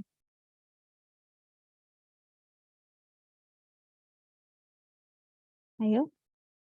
dx X pangkat min R berapa? Min R, Hmm. X pangkat min R min 1. Oke, jadi kalau yang punya kita ini 1 min beta dikali Z min 1 pangkat min R berapa, Cynthia? Turunkan terhadap Z. DDZ Beta dikali 1 dikurang beta dikali Z min 1 pangkat R. pangkat R. Pangkat min R min 1 dikali R. Dikali min R bukan? Dikali min R ya. Ini betanya beta atau min beta, Cynthia? Min beta. Min beta. Oke, jadinya tolong dirapikan.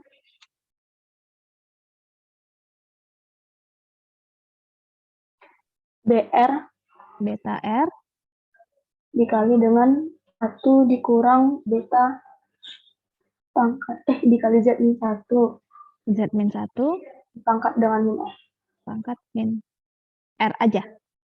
min 1. Oh, min 1. Terima kasih. Nah, tinggal dimasukkan ya nilai Z-nya sama dengan 1, ini nanti jadi 0.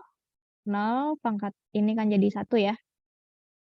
1 dikali R beta, dikali beta R, nanti kita punya beta R, atau kita bisa bentuk tulisannya ya sistem komutasi ya, berlaku beta R sama dengan R kali beta. Oke, nanti kita jumpa ekspektasi dari N-nya itu adalah R beta. Nah, ini turunan keduanya bisa diturunkan dari sini, nanti akan diperoleh R beta dikali 1 tambah beta. Gitu. Ini bisa diturunkan ya dengan menggunakan yang sama, ini diturunkan lagi R-1, ini pangkatkan, dan selanjutnya nanti dapat R beta dikali ini, kita dimasukkan. Nah, ini kita tahu karena betanya besar dari 0, maka untuk R beta yang dikalikan sesuatu yang besar dari 0, maka ini nanti pasti akan lebih besar dari R beta gitu ya, lebih besar dari R beta. Ini R beta ya. Jadi R beta yang dikalikan sesuatu yang lebih besar dari 0 itu nanti akan menghasilkan nilai yang lebih besar dari R beta. Maka ini variansinya nanti akan lebih besar dari ekspektasinya. Nah, berarti tadi negatif binomial ini digunakan untuk merepresentasikan data-data yang variansi sampelnya yang lebih besar daripada ekspektasinya. Berarti binomial itu nanti merepresentasikan yang variansi kecil dari ekspektasi. Gitu. Nah, ini ya, ingat. Jadi kegunaan dari Poisson dan Poisson, negatif binomial dan binomial itu nanti bisa dilihat dari bentukan karakteristik data yang kita punya. Seperti ini. Bisa kita cari dulu variansi dan ekspektasi sampelnya. Nah, untuk data-data ini tadi ya, sudah diwakili. Terus, binomial ini katanya adalah, ingat kemarin limit apa? Bab 53 dan 54 apa ya? Terkait special case dan limiting case dari distribusi tertentu akan menghasilkan distribusi yang lainnya gitu. Kalau kemarin kita berbicara terkait continuous, sekarang kita berbicara terkait discrete, di mana katanya ternyata binomial ini adalah distribusi geometrik, geometrik ini adalah distribusi binomial didapatkan dari distribusi negatif binomial untuk R-nya sama dengan 1. Jadi tadi kita misalnya punya PNZ-nya ini untuk binomial, negatif binomial, maka kita punya, misalnya kita punya N bintang deh, berarti N bintang distribusi geometrik, maka Pn bintang itu nanti akan berbentuk 1 min beta Z min 1 yang dipangkatkan min 1. Karena R-nya katanya sama dengan 1. Nah, ini nanti N bintangnya berdistribusi geometrik. Di mana N-nya berdistribusi negatif binomial. Ya, special case-nya.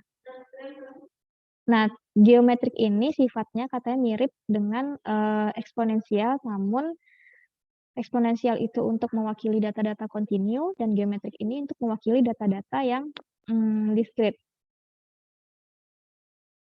Berarti kalau tadi Poisson itu bentukannya seperti ini, kalau kita dekati dengan garis, si geometrik ini bisa kita gini ya. Jika E-nya pangkat T, tapi jika E-nya pangkat T-nya besar dari 0 ya. Jika T-nya kecil dari 0, maka E pangkat T-nya seperti ini gitu. Nah, Poisson ini juga sebenarnya mirip untuk yang ini. Antara Poisson negatif binomial dan geometrik itu saling ada hubungannya karena bentuk grafiknya jika digambarkan itu hampir mirip sebenarnya, mewakili data-data yang seperti ini. Tapi lebih spesifiknya nanti kita lihat dari variansi dan ekspektasi sampelnya, baru kita bisa gunakan mana yang Poisson, mana yang negatif binomial, dan mana yang geometrik. Gitu. Saya lanjut dulu. Nah, negatif binomial itu juga bisa katanya dibentuk dari Poisson. Jadi negatif binomial itu merupakan, kemarin jika teman-teman ingat terkait mixing, nah di sini negatif binomial bisa dibentuk dari mixing, di mana misalnya kita punya N syarat lambda yang berdistribusi Poisson lambda, dan lambdanya itu berdistribusi gamma. Nah, jadi lambdanya distribusinya kontinu, alfa, theta. Jika kita melihat ke mixing, kita bisa mencari ini tadi ya, mencari atau marginalnya tadi, marginal untuk si N-nya yang tidak bersyarat lambda itu adalah integral dari peluang bersyaratnya dikali dengan fungsi peluang syaratnya. Karena fungsi peluang syaratnya ini berdistribusi kontinu, maka kita menggunakan integral. Kalau tadi kan kita menggunakan ekspektasi ya, yang tadi untuk membuktikan karena fungsi syaratnya ini merupakan discrete. Nah, karena di sini fungsi syaratnya merupakan distribusi yang kontinu, maka kita menggunakan integral ini kan semua lambda ya. Semua lambda yang mungkin. Karena kita ini terhadap lambda, kita lihat lambdanya kontinu, maka kita integralkan untuk semua lambda yang mungkin, di mana ternyata lambdanya itu adalah lambdanya besar dari 0, maka lambdanya dari 0 sampai tak hingga. Untuk peluang bersyaratnya ini dia berdistribusi Poisson, Poisson itu adalah discrete, maka kita pakai peluang N sama dengan K syarat lambda. Ini fungsi peluang dari gamma, D lambda. Fungsi peluang dari Poisson yang ini, kan ini N syarat lambdanya distribusi Poisson, maka kita lihat fungsi peluangnya adalah Poisson. Ini fungsi peluang Poisson. Jadi yang ininya Poisson, yang ininya gamma. Lambdanya gamma. Ini fungsi peluang gamma. Kemarin fungsi peluang gamma itu lambda alfa min 1. Bisa dilihat di appendix ya. Untuk ini di appendix A.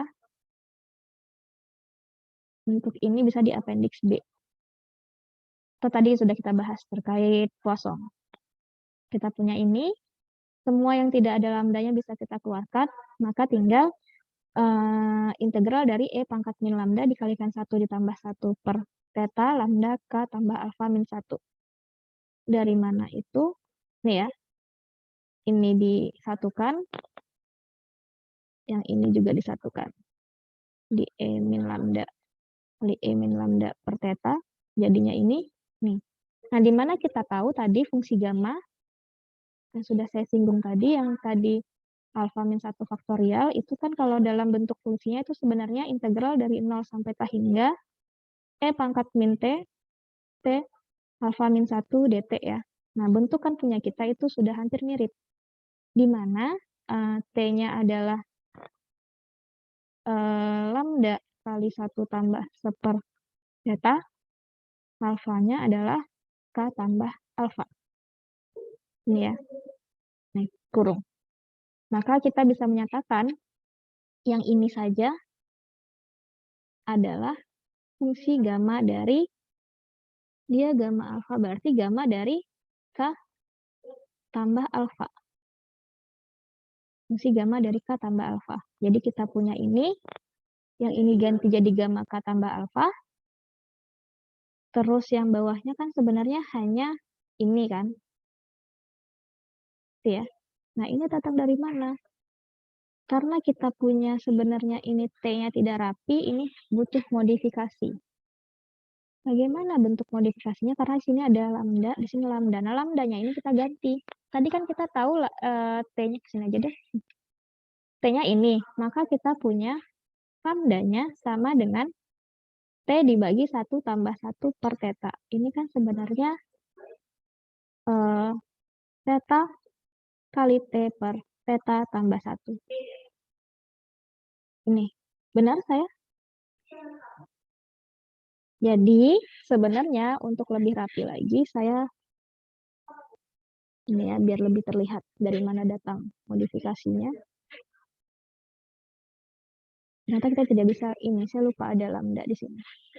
Jadi ini dari 0 hingga kejauhan E.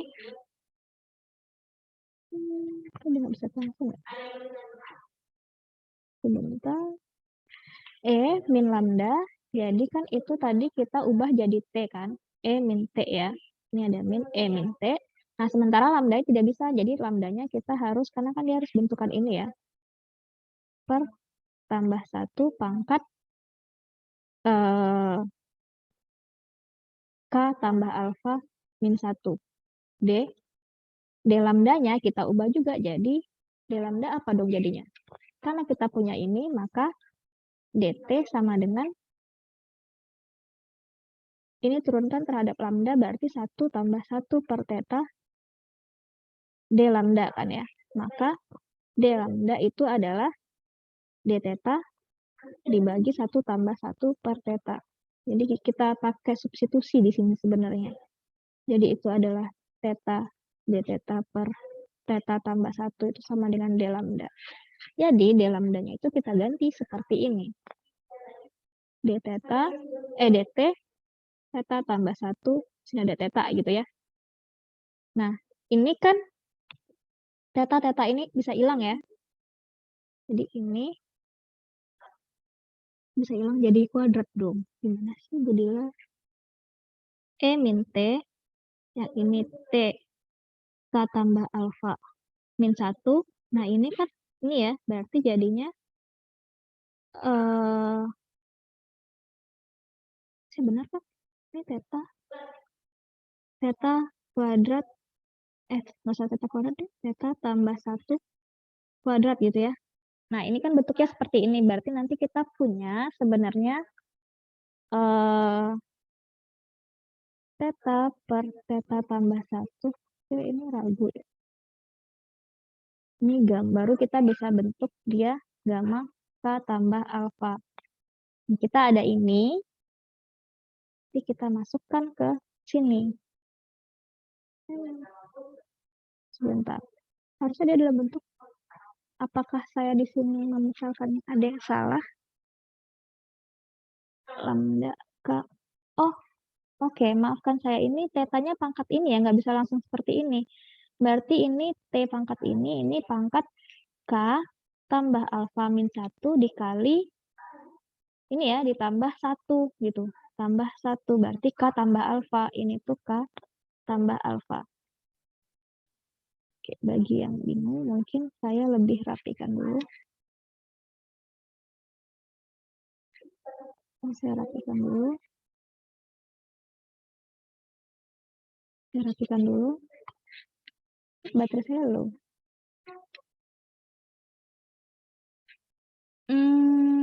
Tadi di sini ada theta per theta tambah 1 ya. Ini dt. Ini ya, saya percantik bentuknya. Ini dt-nya pisah.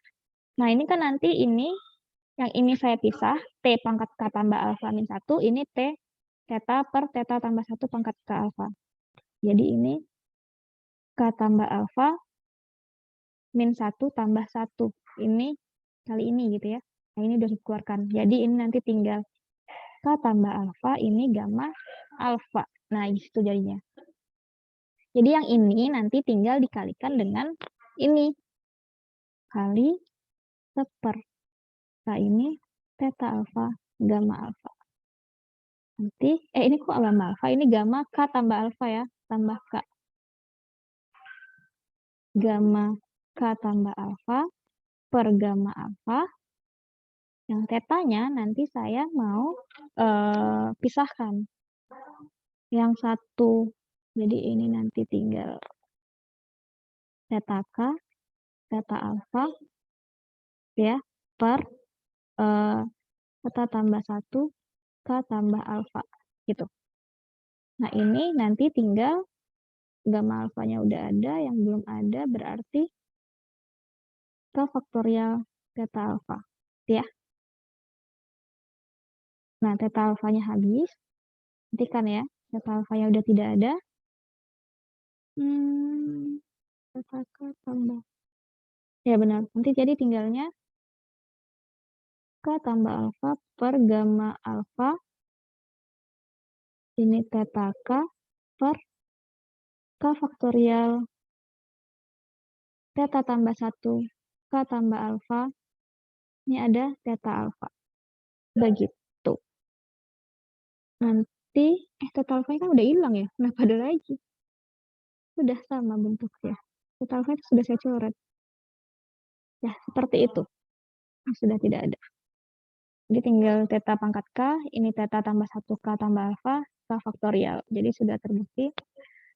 Ini peluang untuk N sama dengan K-nya itu adalah ini kenapa K tambah alfa min 1 dikeluarkan saja nanti dari fungsi gamma-nya. Tadi fungsi gamma sudah tahu kan? Alfa min 1 faktorial. Jadi nanti ini tinggal dikeluarkan saja, makanya bentuknya seperti ini. Nah, ini kan tadi tidak lain adalah kombinasi dari K tambah alfa min 1 dengan K yang dikalikan dengan theta per 1 tambah theta pangkat K. Itu dari sini.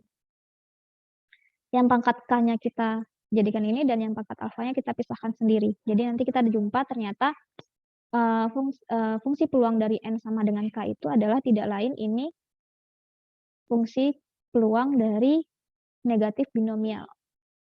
Jadi nanti kita dapat N-nya adalah negatif binomial. Sudah samakan ini dengan tadi kita mendefinisikan fungsi peluang negatif binomial.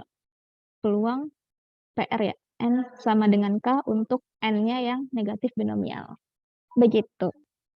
Semoga dimengerti ya ini alur oret-oretnya. Mau dicatat terlebih dahulu?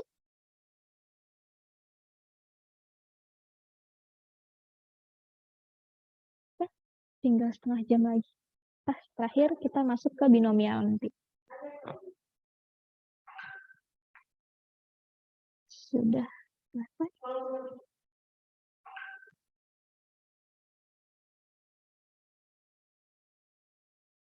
Semoga mengerti ya tadi alurnya. Kita pakai substitusi di sini tadi.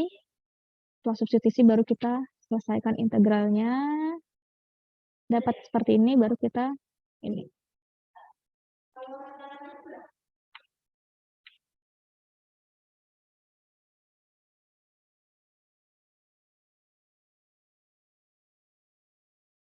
Sudah, saya bisa lanjut?